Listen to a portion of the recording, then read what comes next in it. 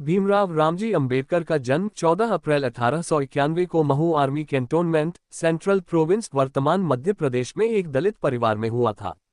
उनके परिवार की निम्न जाति की स्थिति के कारण उनके शुरुआती जीवन में भेदभाव, अलगाव और अस्पृश्यता का सामना करना पड़ा। अंबेडकर का शैक्षणिक जीवन बहुत समृद्ध रहा। उन्होंने अल्फिंस्टन कॉलेज से अर्थशास्त्र और राजनीति विज्ञान में स्नातक की डिग्री, कोलंबिया विश्वविद्यालय से अर्थशास्त्र में मास्टर डिग्री, 1923 में लंदन विश्वविद्यालय से डॉक्टरेट की डिग्री और 1927 में कोलंबिया विश्वविद्यालय से एक और डॉक्टरेट की डिग्री प्राप्त की। अंबेडकर की उच्च शिक्षा अमेरिका में बड़ौदा के महाराजा द्वारा प्रायोजित थी, इसलिए उन्हें वापस लौटकर रियासत के अधीन काम करना पड़ा। उन्होंने 1918 में बड़ौदा में महालेखाकार कार्यालय में नौकरी शुरू की, लेकिन उन्हें केवल 11 दिनों में ही नौकरी छोड़नी पड़ी क्योंकि उन्हें अपनी जातिगत पहचान के कारण कोई स्थायी निवास स्थान नहीं मिल पाया था। भारत के स्वतंत्रता आंदोलन में भूमिका। स्वतंत्रता संग्राम में अंबेडकर की भूमिका जटिल थी। प्रमुख राजनीतिक विमर्श के विपरीत, जो अंग्रेजों को भारतीयों को अधिक शक्ति सौंपने और अंततः भारत छोड़ने के लिए राजी करने पर केंद्रित था, अंबेडकर के हस्तक्षेप और वकालत दलित अधिकारों की सुरक्षा और संवर्धन के इर्द गिर्द अधिक केंद्रित थी। नतीजतन उनका अक्सर भारतीय राष्ट्रीय कांग्रेस से टकराव होता था। उन्होंने अछूतों के दो को पलटने के लिए आमरण अनशन किया। नतीजतन अंबेडकर को 1932 के पूना समझौते के तहत प्रांतीय विधानसभाओं में आरक्षित सीटों के बदले अलग निर्वाचन क्षेत्रों को छोड़ना पड़ा।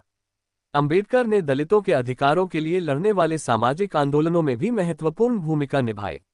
1924 में उन्होंने दलित वर्गों के सामाजिक उत्थान के लिए बहिष्कृत हितकरणी सभा स्थापना की, जिसका आदर्श वाक्य था, शिक्षित बनो, आंदोलन करो, संगठित हो जाओ। 1927 में रायगढ़ जिले में स्थित महाड में एक दलित वर्ग सम्मेलन आयोजित किया गया था। यहाँ अंबेडकर ने एक ऐतिहासिक विरोध प्रदर्शन का नेतृत्व किया, जिसका समापन दलितों के एक बड़े समूह द्वारा सार्वजनिक टैंक से पानी पीने के साथ हुआ, जिसने सदियों से चली आ रही दमनकारी सामाजिक और शारीरिक मानदंडों को तोड़ दिया। कुछ महीने बाद उन्होंने उसी स्थान पर मनुस्मृति का सार्वजनिक दहन किया। यह प्राचीन हिंदू कानून की किताब कई ऐसे ग्रंथों में सबसे प्रसिद्ध थी जो अछूतों पर क्रूर सामाजिक और कानूनी प्रतिबंध लगाते थे। यह दहन दलितों द्वारा सामना किए जाने वाले सदियों पुराने भेदभाव और दमन के खिलाफ एक मजबूत बयान था। अंबेडकर 1926-34 तक बॉम्बे विधान परिषद के मनोनीत सदस्य भी रहे। उन्होंने 1936 में भारत सरकार अधिनियम 1935 के बाद प्रांतीय स्तर पर उत्तरदायी सरकार की शुरुआत के बाद स्वतंत्र श्रमिक पार्टी ऑफ इंडिया की स्थापना की। पार्टी 1937 के बॉम्बे विधानसभा चुनावों में लड़ी गई 17 सीटों में से 15 जीतने में सफल रही। इसके बाद उन्होंने 1942 में दलितों के लिए एक लोकप्रिय राजनीतिक मोर्चे के रूप में अखिल भारतीय अनुसूचित जाति संघ की स्थापना की। संविधान निर्माण में योगदान। भारतीय संविधान और इसकी मसौदा प्रक्रिया को अक्सर अंबेडकर के पर्याय के रूप में देखा जाता है। उन्हें अक्सर भारतीय संविधान के जनक के रूप में संदर्भित किया जाता है और संभवतः वे सभी संविधान सभा सदस्यों में सबसे प्रसिद्ध हैं।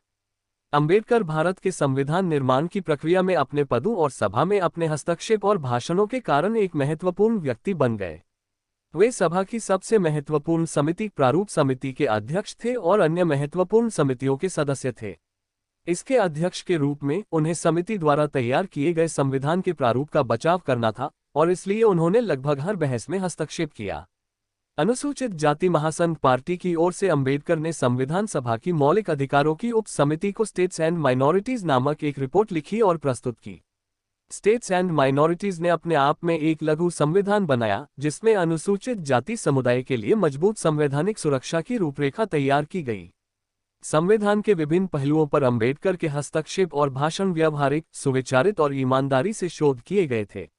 इससे उन्हें विधानसभा के अन्य सदस्यों का समर्थन और सम्मान मिला, जिन्होंने संविधान निर्माण परियोजना में उनके नेतृत्व की सराहना की। बाद में योगदान। अंबेडकर को 1947 में स्वतंत्र भारत का पहला कानून मंत्री नियुक्त किया गया था। इस भूमिका में उनका सबसे महत्वपूर्ण हस्तक्षेप हिंदू कोड बिल पारित करने के प्रयास में था, जिसका उद्देश्य विवाह, तलाक, उत्तराधिकार और गोद लेने जैसे मामलों को नियंत्रित करने वाले हिंदू व्यक्तिगत कानूनों में सुधार करना था। इस विधेयक को संसद के भीतर और बाहर दोनों जगह तीखी आलोचना का सामना करना पड़ा। अंततः सरकार ने झुककर विधेयक वापस ले लिया, जिससे अंबेडकर को 1951 में हताश होकर इस्तीफा देना पड़ा। अनुसूचित जाति महासंघ पार्टी के उम्मीदवार के रूप में अंबेडकर ने 1952 में बॉम्बे उत्तर मध्य निर्वाचन क्षेत्र से भारत के पहले आम चुनाव में भाग लिया।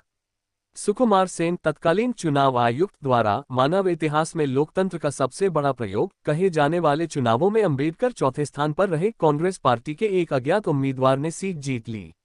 लोकसभा चुनावों में हार के बावजूद वे राज्यसभा के लिए चुने गए।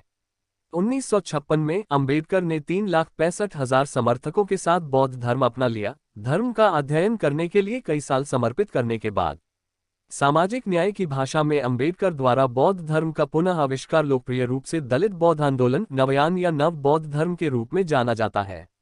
जीवन के अंतिम वर्षों में उनका स्वास्थ्य खराब हो गया और 6 दिसंबर 1956 को दिल्ली में अपने घर पर सोते समय उनका निधन हो गया।